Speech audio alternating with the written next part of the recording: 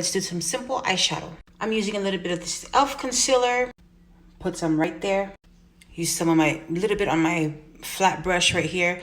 And then I just use the tapping motion all the way until it's not patchy at all, like that. Let's do the other side.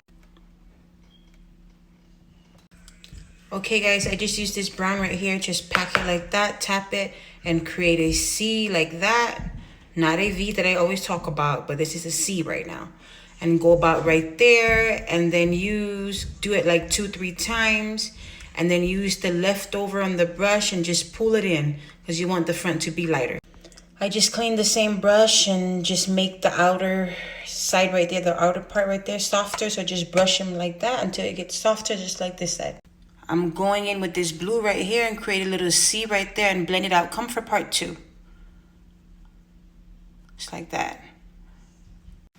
Welcome to part 2 of this simple eyeshadow. So we're going to create this look right here. I've already made sure to blend all the edges out like that. I'm using this Spotlight Yukon Bay or something from China. Yes, that's all the colors I'm using.